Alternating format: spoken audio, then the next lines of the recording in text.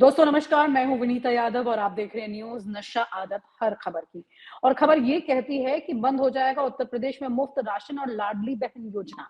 क्या ये मुमकिन हो सकता है? अगर ऐसा हुआ तो आप ये समझ लीजिए ये जो पॉलिटिकल पार्टियां इस बात को लेकर के लोगों को चुनावी जो लॉलीपॉप है वो देती हैं इन योजनाओं के ही नाम पर मुफ्त राशन एंड ऑल। तो ये अगर नहीं होगा तो फिर कैसे ये जीत पाएंगे? खासतौर से अगर बात करें उत्तर प्रदेश की अगर बात हो रही है तो यूपी में बीजेपी क्या करेगी इसके आगे? क्योंकि आपको याद होगा पिछली बार किस तरह से राशन के ऊपर बड़ी-बड़ी फोटो प्रधानमंत्री नरेंद्र मोदी की लगी हुई थी। अभी सीजेआई संजीव खन्ना उन्होंने मोदी सरकार को बुरी तरह से फटकारा है। मोदी सरकार लगातार चुनाव जीतने के लिए मुफ्त की राशन, लाडली बहन जैसे तमाम मुफ्त वाली योजनाएं शुरू कर चुकी है, क्योंकि इन योजनाओं से मोदी सरकार को चुनाव में तगड़ा फायदा भी हो रहा है। इसलिए बजट का एक बड़ा हिस्सा मुफ्त की रेवड़ियों की तरह इसमें खर्च कर दिया जाता है। लेकिन अब यही रेवड़ी उनके लिए आफत बन चुकी है। यूपी में लगातार फ्री में राशन, एमपी में, महाराष्ट्र में महिलाओं को 2500 रुपए देना, दिल्ली आप देख ही रहे हैं। अब मोदी सरकार के लिए गले की फांस बन गया है। इसी को लेकर सुप्रीम कोर्ट ने मोदी सरकार को बुरी तरह से लताड़ा है। मोदी सरकार इन योजनाओं को अगर बंद करती है तो जबरदस्त किरकिरी होगी, चुनाव में भी नुकसान होता होगा। तो अगर ऐसा हुआ तो फिर मामला गड़बड़ा जाएगा। हमारे साथ इस पर चर्चा के लिए जुड़ रहे हैं लक्ष्मण यादव जी, और उन्हीं के साथ इस बात को आगे बढ़ाते हुए मैं समझना चाहती हूँ, बड़ा कोइंसिडेंस है ये क्या है पता नहीं लक्ष्मण जी, लेकिन कुछ दिन पहले ही चर्चा हो रही थी क्योंकि दिल्ली में मुफ्त राशन की बहुत जबरदस्त बात हो रही है। तो चर्चा ये हो रही थी कि भाई किस तरह से ये मुफ्त राशन की रिवायत खत्म होगी। तो मैंने किसी को यही बोला ये रिवायत तो अब मुझे लगता है सरकार भी लंबा खींच नहीं पाएगी, क्योंकि जितने बुरे हाल है उनके, उनके पास पैसा है नहीं, कर्जा बढ़ चुका है, मुफ्त राशन में कितनी बार आएंगे, अगली बार और कैसे होगा। अगर वो इसको खत्म करना चाहेंगे तो कोर्ट के ही सहारे किसी तरह से इस मामले पर पाबंदी लगा देंगे। और बात हो ही रही थी कि कुछ दिन के अंदर ये तस्वीर अब सामने आ गई। तो इसे आप कैसे देखते हैं? ये कोर्ट का डंडा पड़ा है उनके ऊपर या फिर ये इसी राजनीति का एक बड़ा मोहरा हो चुका है मामला? बहुत शुक्रिया विनीता जी आपका और नशा के दोस्तों का।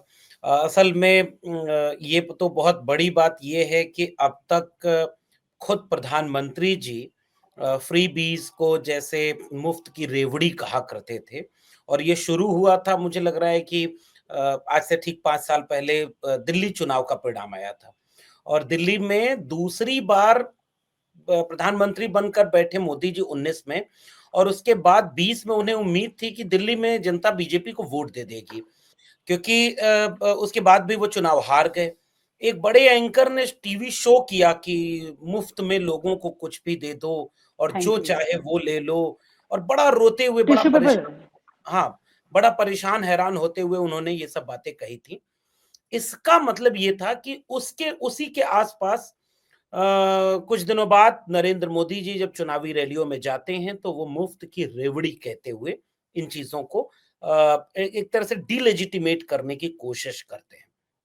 वही टर्म मैं जहाँ तक समझ पा रहा हूँ कि सुप्रीम कोर्ट ने सीधे वही टर्म इस्तेमाल किया है कि आपके पास मुफ्त की रेवड़ी बाँटने का पैसा है और जजों को सैलरी और पेंशन देने का पैसा नहीं है। अब ये एक तो पक्ष इसका ये है। अच्छा, इसका एक डिबेट बड़ी लंबी है कि भारतीय जनता पार्टी जहाँ-जहाँ मुफ्त की रेवड़ियाँ बाँटती है, कल तक वो रेवड़ी नहीं होती थी, वो देशभक्ति का सम्मान पत्र होता था, जो बाँटा जाता था लोगों को। खुद प्रधानमंत्री कई बार अपने भाषणों में बोल चुके हैं कि वो 80 करोड़ लोगों को 5 किलो अनाज देते हैं मुफ्त में। सरकार पेट पाल रही है। हालाँकि 5 ट्रिलियन इकोनॉमी वाला देश अपने यहाँ इतने लोगों को 5 किलो देना पड़ रहा था उसको मुफ्त में। जम्मू कश्मीर का चुनाव था और अमित शाह का एक भाषण बड़ा वायरल हुआ कि ईद और रमज़ान पर वो 2 सिलेंडर मुफ्त देंगे। लोग बड़ा ट्रोल किए कि हाय तुष्टिकरण कितना गजब गड़बड़ है कि ईद और रमज़ान की याद उनको जम्मू कश्मीर में आई लेकिन फ़ायदा नहीं मिला। अब जैसे अभी देखिए अब दिल्ली में 300 यूनिट बिजली फ्री करेंगे और ठीक दिल्ली के पड़ोस में उत्तर प्रदेश है, वहाँ देश की सबसे महँगी बिजली बेचेंगे। ये पार्टी पॉलिटिक्स होती है। आपके सवाल का जो दूसरा हिस्सा था विनीता जी, बिल्कुल बहुत जायज़ था कि जब फ्रीबीज़ इतना बढ़ता जाएगा, तो उसका दूसरा हिस्सा दूसरे तरह से क्योंकि कॉर्पोरेट टैक्स आप माफ़ कर रहे हैं, कॉर्पोरेट पर टैक्स आप बहुत ज़्यादा लगा भी नहीं सकते, आप एक लिमिट तक वहाँ से देखते हैं, बाकी जीएसटी के नाम पर आप पूरा देश से वसूल रहे हैं। लेकिन फिर भी जो इसका दबाव होगा, वो दबाव कितने दिन तक सरकार झेल पाएगी? वो उसके ऊपर कर्ज बढ़ता जाएगा, उसके ऊपर आर्थिक दबाव बढ़ता जाएगा और ऐसे में बिल्कुल सही बात है कि वो अचानक बंद कैसे करें? क्योंकि अब इसीलिए तो वन नेशन वन इलेक्शन लाया जा रहा है। ये तब आसान होता जब वन नेशन वन इलेक्शन होता, तो जैसे ही चुनाव जीतते, जैसे महाराष्ट्र में हो रहा है और जैसे मध्य प्रदेश में हो रहा है। मैं इन दोनों राज्यों में पिछले दिनों था। जी। मुझे लोगों ने बताया कि वहां जो लाडली बहना योजना थी, उसमें जो रजिस्ट्रेशन है वो अब बहुत मुश्किल हो गया है। 18 साल से ऊपर लड़कियों का सबका रजिस्ट्रेशन नहीं हो रहा है और पुराने नाम, केवल वोटर लिस्ट से नाम नहीं काटे जा रहे हैं, उस योजना का लाभ लेने वाले लोगों से नाम काटे जा रहे हैं। तो सरकार जब चुनाव जीत जाती है, तब कई बार उसके पास रास्ते होते हैं। लेकिन अभी क्या होता है कि अगर खुद वो बंद करें कि हम फ्री बीज बंद कर दें क्योंकि सैलरी नहीं दे पा रहे हैं, तो फिर मुझे लग रहा है कि किरकिरी अगले चुनाव में हो जाएगी। इसलिए भी मुश्किल होगा। जी। लेकिन एक बड़ी सवाल तो यह है कि हिमाचल प्रदेश पहले ही कंगाल हो चुका है, मतलब कर्ज में बुरी तरह दबा हुआ है। ऐसी दिल्ली के हाल हो रहे हैं। ये बार-बार अब, क्योंकि ये एक अपने आप में एक लिमिट हो चुकी है। एक ऐसा लेवल आ गया कि मोदी सरकार को भी मालूम है कि इससे ज्यादा मुफ्त हम कुछ नहीं बांट सकते, क्योंकि कुछ बचा ही नहीं है। अगर कुछ बचा ही नहीं है तो ये सच भी तो देश के सामने होना चाहिए ना चुनाव में। क्या ये सच नहीं बताना चाहिए कि हम नहीं बांटेंगे आपको मुफ्त, क्योंकि हमारे पास कुछ बचा नहीं है, आप काम कीजिए, आपको मुफ्त कब तक चाहिए? तो क्या हमारे देश की जनता इतनी दिमाग से क्या पैदल चल रही है कि उनको ये समझ में नहीं आएगा कि आखिरकार ये हमारी पर ही बड़ी मुसीबत आने वाली है अगर हम इसे मुफ्त मांगते रहेंगे। नौकरी भी ये दे नहीं पा रहे हैं, क्योंकि आप तो जानते हैं शिक्षक का क्या हाल है। ऐसी परिस्थिति में दोनों ही रास्ते नहीं चल पा रहे हैं। अगर जनता को ये समझ भी आ जाए, चलिए मुफ्त मत दीजिए, नौकरी दे दीजिए, तो नौकरी भी जनरेट नहीं कर पाए हैं ये। तो ये इसका, क्योंकि अब मुफ्त तो अब ये मजबूरी है या चाहत है, मतलब ये भी समझना जरूरी है। मुफ्त बांटना बंद करना, क्योंकि मजबूरी हमें तो दिख रही है कि कुछ बचा नहीं है। दूसरी तरफ यहाँ पर रोजगार ये क्रिएट नहीं कर पा रहे हैं, तो ये मुफ्त की जगह रोजगार के दावे क्यों नहीं, मतलब जैसे तेजस्वी यादव ने कहा था कि मैं इतना रोजगार दूंगा और आते के साथ उन्होंने काफी टीचर्स एकदम से लगा दिए। तो ये इसकी होड़ क्यों नहीं लगा पा रही है सरकारें आपस में इस तरह की चीजों की बजाय मुफ्त के? तो उससे फिर वो भीड़ कैसे तैयार होगी जो भीड़ मस्जिद के नीचे मंदिर खोजने वालों में शामिल हो जाए, जो भीड़ रैलियों में जाए, जो भीड़ दंगाई सियासत में इस्तेमाल की जाए। इसलिए वो नौकरी का सवाल उपेक्षित किया जाएगा। हमें इस बात को समझना होगा कि मैं तो कई बार पूरे देश में घूमता हूँ और लोगों से मिलता हूँ और कई बार मैंने ये प्रयोग किया, लोगों से बात करूं कि आपको फ्री में क्या चाहिए। लोग फ्री में 5 किलो अनाज नहीं चाहते। बिजली पानी मिलता है, ले लेते हैं क्योंकि और कुछ मिल नहीं रहा है। वो बार-बार कहते हैं हमें फ्री में शिक्षा और रोजगार चाहिए। फिर वोट तो क्यों दे रहे हैं?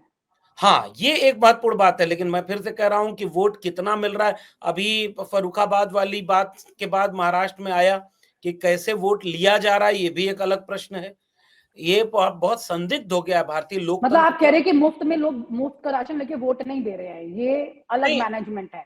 नहीं, दोनों चीजें, दोनों वाइस वर्सा चल रही है। दोनों मैनेजमेंट के नाम पे भी वोट मिल रहा है और एक तबका ऐसा है जो बहुत अभावों में जी रहा है। वो उसको लगता है कि अचानक से कोई 500 रुपया दिया, एक वोट ही तो देना है। उस हाँ वोट से कौन ठीक। सा हमारे प्रधानमंत्री हो जाएंगे या हमारे घर कोई नौकरी हो जाएगी। और लोकतंत्र को भीतर भीतर से इतना खोखला किया ही गया है, हम्म। उन्हें अपने वोट की ताकत पता न चले। उनके संगठित होने पर उत्तर प्रदेश सरकार ने पिछले दिनों किया ना कि अगले 6 महीने तक कोई धरना प्रदर्शन किया गया तो नौकरी से निकाल देंगे। जी। पेपर लीक हो रहा है बिहार में। पेपर लीक की घटना ऐसी है कि वो देश की सबसे बड़ा स्कैम बन सकता है।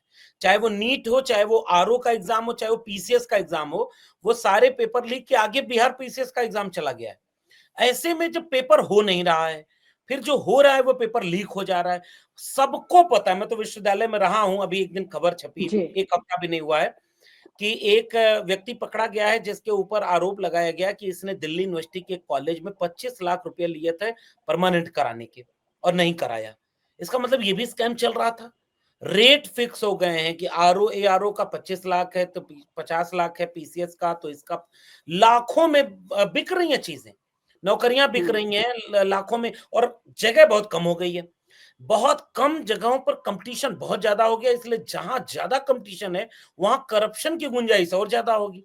तो एक बहुत बड़ा धंधा अंदर अंदर चल ही रहा है, जो नौकरियों को खरीदने और बेचने का चल रहा है। हम्म। लेकिन वो नहीं चाहते, आपने तेजस्वी का जिक्र किया, इस देश में लोग लगता है उनको वोट भी कहाँ दे रहे हैं। पढ़ाई, कमाई, दवाई, सिंचाई, महंगाई, सुनवाई, कार्रवाई, इसकी बात की थी तेजस्वी ने, सरकार नहीं बनी।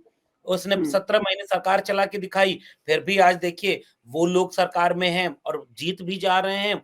कैसे जीत रहे हैं पता नहीं, केवल लाडली बहन से, केवल रेवड़ी वाली कल्चर से। सुप्रीम कोर्ट के चीफ जस्टिस ने जिस तरफ इशारा किया है, बहुत सिलसिलेवार वो बता रहे हैं कि आप जिन्हें नौकरी दे रहे हैं, उनके लिए सैलरी क्यों नहीं समय पर दे रहे हैं। इसका मतलब ये नहीं है कि पैसा नहीं है, इसका हम्म। मतलब ये है कि कारपोरेट को पैसा बहुत बड़े तादाद में फ्लो किया जा रहा है। वो हम्म। जो फाइनेंशियल फ्लो है, वो प्रो कैपिटलिस्ट है, वो प्रो जो है बड़े उद्योगपति है। हम्म। इसलिए सरकारें अपनी जिम्मेदारी बहुत तेजी से कम कर रही हैं। इसलिए आपकी चिंता बहुत वाजिब है कि ये सवाल बहुत वाजिब है कि वो ऐसे तो बंद कर नहीं सकते, क्योंकि जनता फिर पूछेगी ना, अभी बिहार का चुनाव, दिल्ली का चुनाव, अभी आप क्योंकि कैसे बंद। इतने सालों से मुफ्त बट रहा था, अचानक कोर्ट को इतनी याद की और यूपी पे कंट्रोल क्यों? पता नहीं, मतलब कोर्ट पे भी लोग पूछेंगे कि जब आपको अपनी सैलरी पर फैसला सुनाना था, तब आप फ्री बीज याद आ गया। और आप देख नहीं रहे हैं कि यहाँ शिक्षकों की सैलरी नहीं मिल रही है। बिहार में क्या हम्म। होता है, 6-6, 8-8 महीने बाद शिक्षकों की सैलरी मिलती है। हम्म। अभी यहाँ उत्तर प्रदेश में मोदी जी और योगी जी दोनों लोग जाकर कहते कि आंगनबाड़ी और आशा वर्कर और इन लोगों के हम सैलरी बढ़ाएंगे। आज हम्म। तक बढ़ा नहीं, केंद्र का कुछ बढ़ा, राज्य ने जितना कहा था उसका आधा भी नहीं बढ़ा। ब्याज के बाद की बात है, अभी तो असल ही नहीं मिल रहा है, ये भी अभी एक असल बात ही है। नहीं मिल पा रहा है, हाँ। इसलिए बहुत करप्शन। हाँ, मेरा एक सवाल ये लक्ष्मण जी, क्योंकि हम चर्चा कर रहे हैं इस वक्त सीजेआई संजीव खन्ना की भी, कि भाई उन्होंने ये बात कह दी, उनके व्यक्तित्व को लेके भी, क्योंकि अभी हाल ही में जिस तरह की परिस्थितियां हुई है, एक के बाद एक, रंजन गोगोई के बाद डीवाई चंद्रचूड़, दोनों ही ऐसे चेहरे हैं जो कि पूरी तरह सवालों में घिरे रहे हैं। तो संजीव खन्ना, क्या आपको लगता है इससे कुछ इतर जाने वाले हैं या कुछ सबक ले रहे होंगे इससे? क्योंकि एक बहुत बड़े डेजिग्नेशन पर है वो, सोच समझ करके हम सबको बोलना भी चाहिए, लेकिन क्या सोच समझ कर चल रहे हैं चीजें? पता नहीं, मतलब सही बात है कि वो बहुत बड़े ओहदे पर बैठे लोग हैं, उनके ऊपर बोलना ठीक नहीं है। अब मुझे कई बार लगता है मैं दूसरे ढंग से एक पैटर्न देख पा रहा हूँ। वो जो दीपक मिश्रा और तमाम लोग उसके पहले थे, उनको छोड़ देते हैं। जब डीवाई चंद्रचूड़ सीजेआई बने, उस समय ये लगा कि यार अब तो क्रांति होगी। ये उन जजों में शामिल रहे जिन्होंने प्रेस कॉन्फ्रेंस की, लोकतंत्र को खतरे में बताया। खुद मतलब 4 जज सामने आए थे। उसके बाद एक जज उसमें से ऐसे गए, जो राम मंदिर फैसले में भी शामिल थे, फिर राज्यसभा चले गए बीजेपी के टिकट पर। अब उन पे भी कुछ नहीं बोलने लायक है।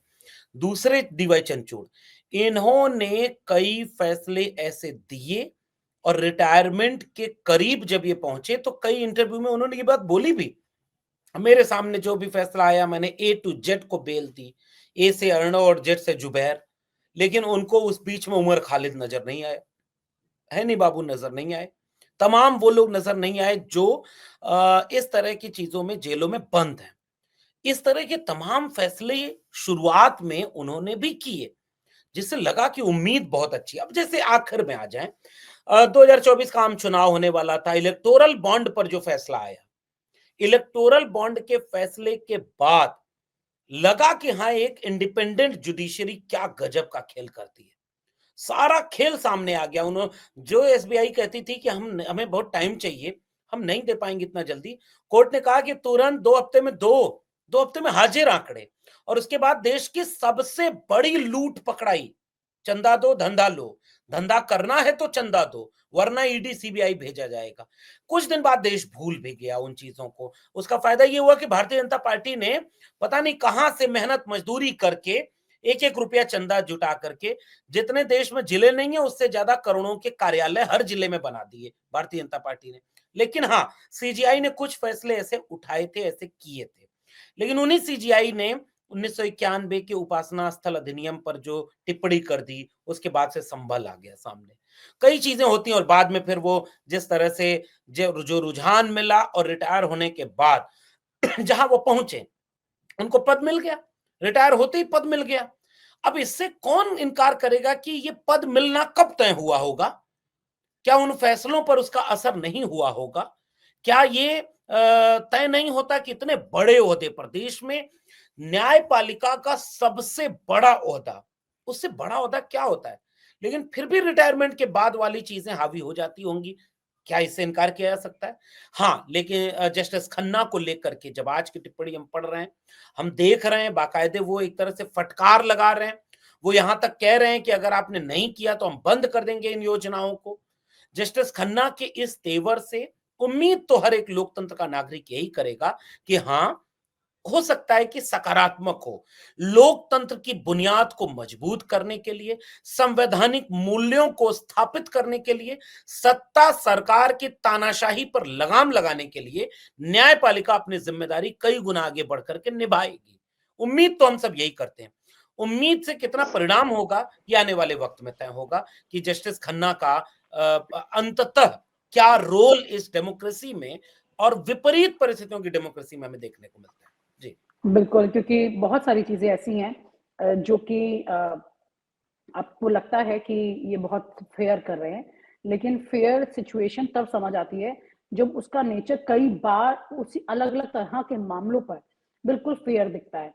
1-2 मामलों में अगर कोई डिसीजन आ भी जाते हैं बहरहाल, लेकिन ये डिसीजन ऐसा है जिसमें कम से कम ये कहीं से तो शुरुआत होगी मुफ्त के राशन पर रोक लगाने की। और कुल मिलाकर के चाहे कोई भी पार्टी हो, वो पार्टी के लोग सच तो सामने बता नहीं रहे, शायद इसी वजह से अभी तक ये बातें मुफ्त की तरह चले जा रही हैं हर चुनाव में, वरना अब तक रोक लग चुकी होती बहुत पहले। तो देर आए दुरुस्त आए, सुप्रीम कोर्ट के लिए भी यही कहा जाएगा, इससे ज्यादा कुछ नहीं। बहुत बहुत शुक्रिया Lakshmi ji, thank you so much for sharing your thoughts on this. और आप हमसे जुड़े रहने के लिए सब्सक्राइब करें YouTube पर, फॉलो करें Twitter पर और लाइक करें Facebook पर। और ज्यादा जानकारी के लिए आपको टाइप करना होगा सिर्फ न्यूज़ नशा।